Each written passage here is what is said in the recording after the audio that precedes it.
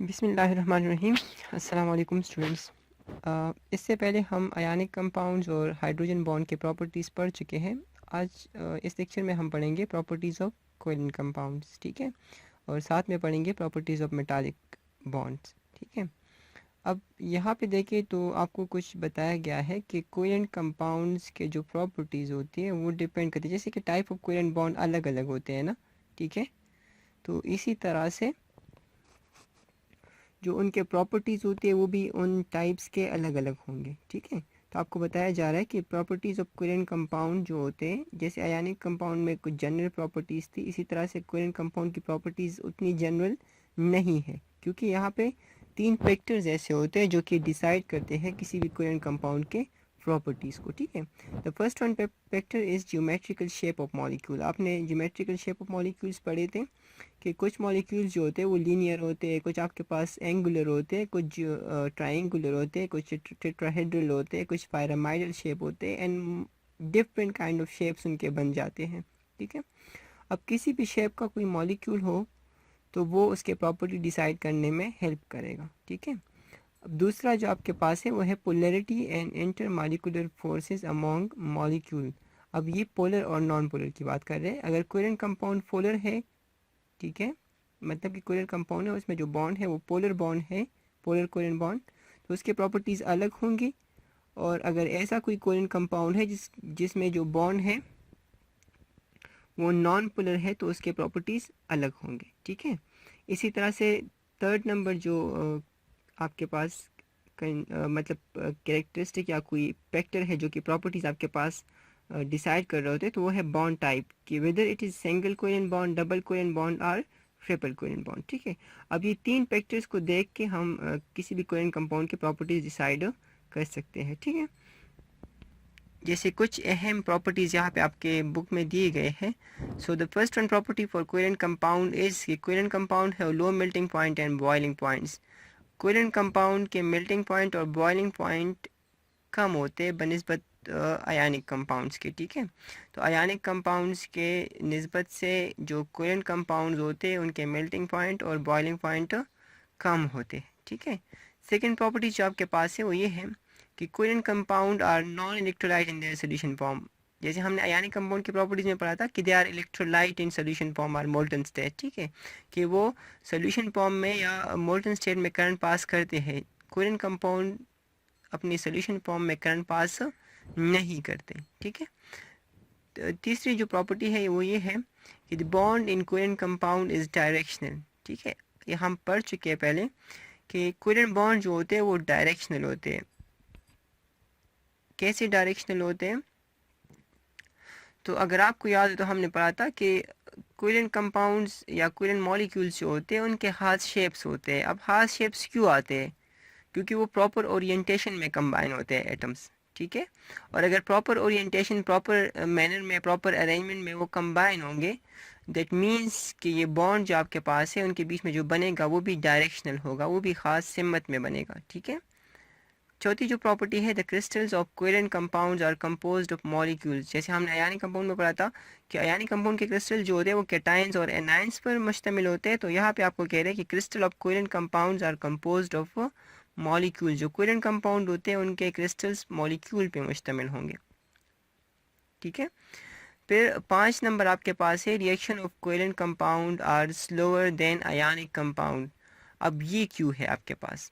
Reaction of covalent compound जो होते हैं वो आपके पास आयनिक कंपाउंड के रिएक्शन से स्लो होते हैं। तो अगर आपको याद हो तो हमने आयनिक कंपाउंड के प्रॉपर्टीज़ में पढ़ा था कि आयनिक कंपाउंड्स के रिएक्शन जो होते हैं वो या तो सोल्यूशन फॉर्म में होते हैं या मोल्टन स्टेट में होते हैं। और मोल्टन स्टेट में या सोल्यूशन फॉर्म में आयनिक कंपाउंड जो होते हैं वो आयोनाइज हुए होते हैं, उनके आयंस बन चुके होते हैं, ठीक है। तो उनके रिएक्शन होने के लिए बस क्या होना होता है कि उन आयंस को दोबारा से कंबाइन होना होता है। लेकिन अगर हम कोवेलेंट कंपाउंड के रिएक्शन को देखें तो कोवेलेंट कंपाउंड जब रिएक्शन करते हैं तो पहले पुराने वाले बॉन्ड टूटेंगे, फिर नए बॉन्ड बनेंगे। तो इस वजह से अब यहाँ पे देखिए 2 स्टेप्स है ना, पुराने बॉन्ड टूट रहे हैं, फिर नए बॉन्ड बन रहे हैं। जबकि आयनिक कंपाउंड में पहले से आयंस बने हुए होते हैं, बस all ions has to do is कि वो दोबारा से कंबाइन होकर कोई दूसरा कंपाउंड बना दे, ठीक है। तो कोवेलेंट कंपाउंड के रिएक्शन जो होते हैं वो आयनिक कंपाउंड से क्या होते हैं? स्लोअर होते हैं। जो छठी प्रॉपर्टी है 6 नंबर, वो ये है कि polar Korean compound are soluble in polar solvents. अब जैसे हमने पढ़ा कि कोरियन कंपाउंड तो पोलर भी होते हैं, नॉन पोलर भी होते हैं, तो आपने याद रखना है। जैसे हमने आयनिक में पढ़ा था कि ionic compounds are only soluble in polar solvent like water, ठीक है। तो पोलर जो कोरियन कंपाउंड है वो डिपेंड करते हैं कि वेदर दे आर पोलर और नॉन पोलर। अगर कोरियन कंपाउंड है और पोलर है तो वो पोलर सॉल्वेंट में हल होगा, जैसे कि H2O अल्कोहल वगैरह। और अगर वो नॉन पोलर है तो वो नॉन पोलर में हल होगा, जैसे कि बेंजीन है, एसीटोन है, या कार्बन टेट्रा क्लोराइड्स है, ठीक है। ये आपने याद रखना है। अगर हम समराइज करें तो हम इस तरह कह सकते हैं कि covalent compounds and their properties, covalent compound और उनके प्रॉपर्टीज़ को अगर हम समराइज करें तो हमने पढ़ा कि 3 फैक्टर्स होते हैं decides the property, 3 factors decide the property of covalent compound, ठीक है। कोवेलेंट कंपाउंड्स के प्रॉपर्टीज़ डिसाइड करने में 3 फैक्टर्स इन्वॉल्व होते हैं, ठीक है। First one is their geometrical shape, उनका ज्योमेट्रिकल शेप किस तरह का है। सेकंड वन इज़ कि पोलरिटी क्या है, मतलब कि वो कितनी डिग्री ऑफ पोलरिटी, मतलब ये होता है कि वो कितने हद तक पोलर है या वो नॉन पोलर है, ठीक है। थर्ड जो आपके पास होते हैं वो ये होता है कि आया उनके बीच में जो कोवेलेंट बॉन्ड है वो सिंगल है, डबल है कि ट्रिपल है आपके पास, ठीक है। तो ये प्रॉपर्टीज़, ये कुछ फैक्टर्स है जो कि डिसाइड करते हैं प्रॉपर्टीज़ ऑफ कोवेलेंट कंपाउंड्स को, ठीक है। इसके बाद अगर हम प्रॉपर्टीज़ पे देखें तो प्रॉपर्टीज़ हमने पढ़े कि उनके melting point, boiling point low होते हैं as compare to ionic compound, ठीक है।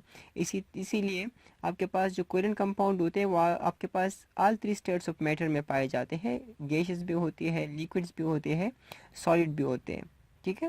दैट मीन्स कि उसके मेल्टिंग पॉइंट या बॉइलिंग पॉइंट कम है, इसीलिए वो रूम टेम्परेचर पे हर स्टेट में पाए जा सकते हैं। सॉलिड में भी है, गैस में भी है और लिक्विड में भी है। लेकिन अगर आपको याद हो हमने आयनिक कंपाउंड में पढ़ा था तो उसमें ताकि आयनिक कंपाउंड जो होते हैं वो they are solid in at room temperature, means कि जब वो रूम टेम्परेचर पे होते हैं तो वो सॉलिड होते हैं। दैट मीन्स कि उसके melting point, boiling point as compare to covalent compound high होते हैं, ठीक है।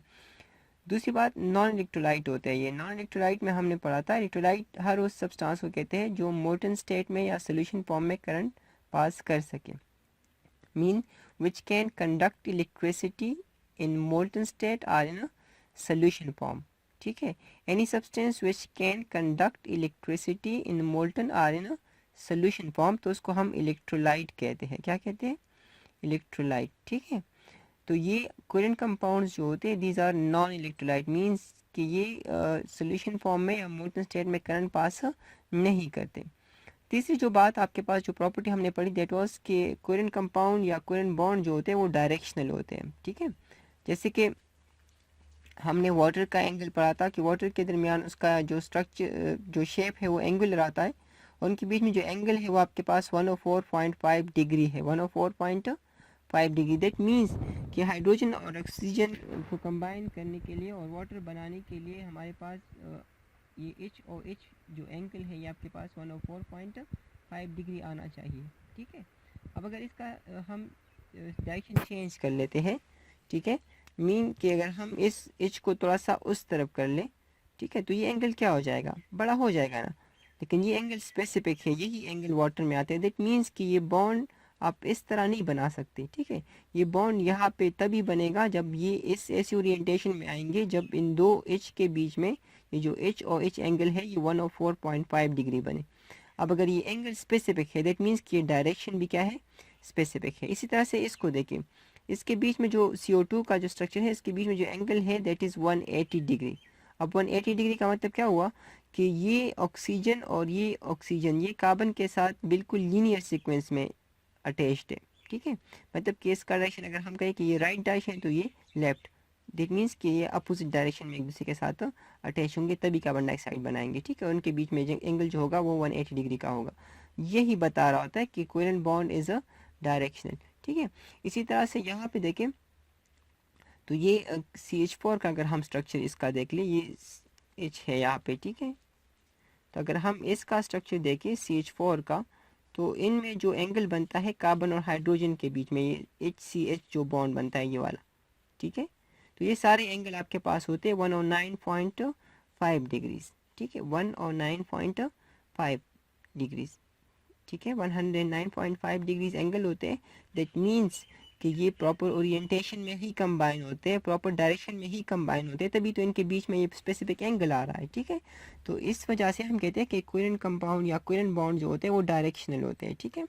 इसी तरह से हमने वहाँ पे पढ़ा था कि crystal of ionic compounds are composed of cations and anions. तो यहाँ पे है कि crystal of covalent compounds are composed of molecules. जो कोवेलेंट कंपाउंड के क्रिस्टल्स होते हैं वो किससे बने होते हैं? मॉलिक्यूल से बने होते हैं, ठीक है। इसी तरह से उनके रिएक्शन जो होते हैं वो आयनिक कंपाउंड से स्लो होते हैं। आयनिक कंपाउंड से स्लो क्यों होते हैं? स्लो तो हमने पढ़ा कि आयनिक कंपाउंड रिएक्शन मोस्टली कौन से स्टेट में करते हैं? मोल्टन स्टेट या सोल्यूशन फॉर्म में। और मोल्टन स्टेट या सोल्यूशन फॉर्म में आयनिक कंपाउंड जो होते हैं वो आयोनाइज हुए होते हैं, उनके आयंस बन चुके होते हैं। तो अब अगर उन्होंने रिएक्शन करना होता है तो उन्होंने सिर्फ सिंगल स्टेप में बस दोबारा कंबाइन होकर रिएक्शन करना होता है, ठीक है। लेकिन कोवेलेंट कंपाउंड ने अगर रिएक्शन करना हो तो कोवेलेंट कंपाउंड पहले अपने पुराने बॉन्ड्स तोड़ेंगे, ठीक है, उसके बाद नए बॉन्ड्स बनाएंगे। तो इसी वजह से जो कोवेलेंट कंपाउंड्स होते हैं वो क्या होते हैं, उनकी रिएक्शन जो उनके 2 स्टेप्स इन्वॉल्व करते हैं, इसीलिए वो रिएक्शन आयनिक कंपाउंड के कंपैरिजन में क्या होते हैं? स्लो होते हैं। सॉल्युबिलिटी की बात करें तो हमने पढ़ा था कि ionic compounds are soluble in polar solvents, ठीक है। लेकिन जो कोवेलेंट कंपाउंड है, जैसे हमने पढ़ा कि कोवेलेंट कंपाउंड पोलर भी हो सकते हैं, नॉन पोलर भी। तो अगर वो पोलर है तो वो पोलर कंपाउंड में हल होंगे, और अगर वो नॉन पोलर है तो वो नॉन पोलर कोवेलेंट कंपाउंड में हल होंगे, ठीक है। क्योंकि सॉल्युबिलिटी के लिए, या सॉल्युबिलिटी को हम उर्दू में हल पजीरी कहते हैं ना, ठीक है। तो जो आपके पास सॉल्युबिलिटी के लिए जो स्टेटमेंट है जो इसके लिए बिल्कुल वो फिट है, तो वो ये है कि लाइक डिज़ोल्व लाइक, मतलब ये कि जिस तरह की कोई चीज़ होगी वो इसी तरह की चीज़ में हल होगी। अगर कोई चीज़ पोलर है तो वो पोलर में हल होगी, अगर वो नॉन पोलर है तो नॉन पोलर में हल होगी, ठीक है। इसके बाद हम पढ़ते हैं प्रॉपर्टीज़ ऑफ मेटालिक बॉन्ड, ठीक है। हमने पढ़ा था कि क्रिस्टल्स ऑफ मेटल्स जो होते हैं वो एटम से बने होते हैं, मॉलिक्यूल से बने नहीं होते, ठीक है। अब यहाँ पे आपको बता रहे हैं कि प्रॉपर्टीज़ ऑफ मेटालिक बॉन्ड और मेटालिक कंपाउंड्स। तो आपके पास क्या है, यहाँ पे कंपाउंड्स हमने यूज़ करते, क्योंकि the only type of bond which never result in compound formation is metallic bond. The only type of bond which never result in compound formation is a metallic bond. Ionic bond बनेगा, compound बनेगा, covalent bond बनेगा, compound बनेगा, लेकिन metallic bond कभी आपके पास compounds नहीं बनाते, ठीक है। तो प्रॉपर्टीज ऑफ मेटालिक कंपाउंड हम नहीं कहते, प्रॉपर्टीज ऑफ मेटालिक बॉन्ड्स कहते हैं, ठीक है। तो आप यहाँ पे इसकी जगह क्या लिखते हो? बॉन्ड्स, ठीक है। और आपने याद रखना है कि अगर आपसे एमसीक्यूज में आ जाए, आपसे पूछा जाए कि the only which type of bond never result in compound formation, तो आपने कहना है the only type of bond which never result in compound formation is a metallic bond, ठीक है। और मेटल्स में जो एटम्स होते हैं वो स्टिक टुगेदर होते हैं, हेल्ड टुगेदर होते हैं by special type of bond, by specific type of bond that is called metallic bond. जो हम पढ़ चुके हैं कि metallic bond is the attractive force between positive metal ions and the surrounding sea of electrons, ठीक है। तो उसको हम मेटालिक बॉन्ड कहते हैं। इसी स्ट्रक्चर, इसी बॉन्डिंग से आपके पास जो मेटल्स के प्रॉपर्टीज़ होते हैं वो कुछ यूँ आते हैं कि सबसे पहले तो all metals are solid at room temperature except mercury. Room temperature पे सारे मेटल्स जो होते हैं वो सॉलिड होते हैं, ठीक है, एक्सेप्ट मरकरी, ठीक है। समटाइम हम कहते हैं कि और भी 2 एलिमेंट है जो कि लिक्विड होते हैं, ठीक है। वो आपके पास एक है सीजियम और दूसरा है गैलियम, ठीक है। सीजियम और गैलियम, ये आपने याद रखना है। लेकिन ये जो आपके पास ये 2 एलिमेंट है ये, और तो ये रूम टेम्परेचर पे सॉलिड नहीं होती, लिक्विड नहीं होती, ठीक है। लेकिन मरकरी ऐसा है जो आपके पास रूम टेम्परेचर पे लिक्विड स्टेट में होता है, ठीक है। तो हम कहते हैं नॉर्मली कि all metals are solid at room temperature and pressure. Room temperature आपके पास 25 डिग्री सेल्सियस है और प्रेशर है 1 atmosphere or 760 millimetre of inch, ठीक है। रूम टेम्परेचर क्या है? 25 डिग्री सेल्सियस, और रूम प्रेशर आपके पास क्या है? 1 ATM or 760 millimetre of inch. तो सारे मीटर आपके पास सॉलिड होते हैं रूम टेम्परेचर और प्रेशर पे एक्सेप्ट मरकरी एच, ठीक है, एक्सेप्ट मरकरी। दूसरी जो प्रॉपर्टी है वो ये है कि metals are malleable, they can be beaten into sheets and foils, mean जैसे आपने लुहारों को देखा होगा, जो किसी लोहे को गर्म करते हैं, उसको फिर हिट करते हैं, तो वो लोहा फैलता जाता है और उससे क्या होता है कि एक शीट बन जाता है। ठीक है, जैसे ये आप ये दरांती बनाते हो, ये मुख्तलिफ और आलात बनाते हो जो एग्रीकल्चर में यूज़ होते हैं, छुरी वगैरह और बहुत सारे और चीज़ें। तो ये सभी कैसे बनाते हैं कि लोहे को गर्म करते हैं, उनको फिर हीट हिट करते हैं, तो जब वो हिट होते हैं तो उनसे शीट्स बनते हैं। जैसे बक्सी वगैरह बड़े बनाए जाते हैं ना, तो उसमें भी आप लोगों ने देखा होगा कि बड़ी बड़ी शीट्स होते हैं जो मेटल से बने होते हैं, और उनसे फिर ये बक्सी, ये बकस वगैरह बनाए जाते हैं, या ये मुख्तलिफ़ चीज़ें बनाई जाती हैं आपके लिए। ठीक है, तो ये सारे क्यूब कैसे बनाए जाते हैं, तो ये एक प्रॉपर्टी है मेटल्स की कि metals are malleable. Metals are malleable. Malleable का मतलब ये होता है कि they can be beaten into sheets and foils. अगर आप उनको हिट करोगे, आप उनको बीट करोगे, आप उनको किसी हथौड़े या हैमर से हिट करोगे, तो वो क्या होगा, वो फैलेगा और शीट की शक्ल इख्तियार करेगा। किसकी शक्ल इख्तियार करेगा? शीट की। ठीक है, तीसरी जो प्रॉपर्टी है वो ये है कि metals are ductile. Metals are ductile. Ductile property भी बिल्कुल मेलिएबल की तरह ही है, लेकिन फ़र्क ये है कि मेलिएबल में उनसे शीट बनते हैं, जबकि डक्टाइल में जब हम बात करते हैं तो हम ये कहते हैं कि अगर हम मेटल्स को ड्रॉ करें, उनको खींचे, तो उससे क्या होगा, उनसे वायर्स बनेंगे। क्या बनेंगे? वायर्स। जैसे आप जितनी भी ये वायर्स होते हैं, मतलब इलेक्ट्रिक वायर्स की बात कर रहे हैं, तो वो मेटल से बने होते हैं। ठीक है, किससे बने होते हैं? मेटल से। तो मेटल की ये खासियत है कि वो वायर्स उनसे बन सकते हैं, और इस प्रॉपर्टी को हम कहते हैं डक्टिलिटी और डक्टाइल नेचर। कौन सा नेचर? डक्टाइल। तो मेटल्स आर डक्टाइल और मेटल्स हैव डक्टिलिटी। ठीक है, cause they can be drawn into wires as shown in figure 4.1। जैसे आप यहाँ पे देखिए, ये वायर्स वगैरह जो बिजली के आपको दिए गए हैं, ये कॉपर के बने हैं, and copper is a metal. ठीक है, आप घरों में देखते हो ये बिजली के वायर्स वगैरह, ये अंदर जो आपके पास ये जो मेटल लगा होता है, जो इस इंसुलेटर जो ऊपर का प्लास्टिक कवर होता है, वो हटा देते हो, तो उसके अंदर ये जो मेटल के बारीक तार होते हैं ना, तो उसको हम वायर्स कहते हैं, और वो मेटल के बने होते हैं। ठीक है, चौथी जो प्रॉपर्टी है वो ये है कि metals are good conductor of heat and electricity. Metals जो होते हैं वो हीट और इलेक्ट्रिसिटी के ज़बरदस्त कंडक्टर होते हैं। कंडक्टर कहते हैं मोसेल को, मोसेल। ठीक है, इस तरह लिखा जाता है, मोसेल। ठीक है, और कंडक्टर्स ऐसे सब्सटेंसेस कहते हैं जो करंट या इलेक्ट्रिसिटी या हीट को पास होने दे अपने में से। ठीक है, तो मेटल्स जो होते हैं ये करंट भी पास कर सकते हैं और हीट भी पास कर सकते हैं। इसीलिए अगर आप किसी मेटल रॉड को लेते हो और उसको आप किसी चूल्हे पे रख देते हो, ठीक है, तो वो वाला पार्ट जो चूल्हे पे है वो तो गर्म होगा ही, लेकिन वो पार्ट जो आपने हाथ में पकड़ा हुआ है, ठीक है, तो वो भी क्या होगा, थोड़ी देर बाद गर्म हो जाएगा। दैट मीन्स कि वो हीट जो है वो वहाँ से फ्लो हुआ है आपके हाथ की तरफ, उस पार्ट की तरफ जो आपके हाथ में है। ठीक है, इसीलिए ये जो मुख्तलिफ आलात होते हैं ना, जिससे हम मतलब जैसे हिलानी होती है आपके पास, वो तरकारी वगैरह जब पका रहे होते हैं उसमें यूज़ करते हैं, तो उसके भी ये जो सिरे होते हैं उनको प्लास्टिक कवर चढ़ाया गया होता है। ठीक है, ये इसलिए चढ़ाया गया होता है ताकि वो अगर मतलब कि गर्म हो भी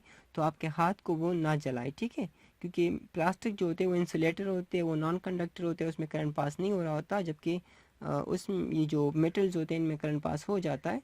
तो इसी वजह से हम इसके ऊपर वो थोड़ा सा वो लगाते हैं, वो कपड़ा वगैरह या कोई प्लास्टिक वगैरह चढ़ा लिया होता है। ठीक है, तो हीट भी पास कर सकते हैं और इलेक्ट्रिसिटी भी पास कर सकते हैं। ठीक है, जो पांचवी जो प्रॉपर्टी है वो ये है कि मेटल्स आर लस्ट्रस। लस्ट्रस चमक को कहते हैं, कि मेटल्स के सरफेसेस जो होते हैं वो चमकीले होते हैं। जैसे कि आपने अगर ईद उल अज़हा में देखा हो, जब चुरिया तेज़ करके आपके बाबा लाते होंगे, तो आप लोगों ने देखा होगा कि वो थोड़े से ऐसे शाइनी से होते हैं। अब ये शाइनी क्यों होते हैं?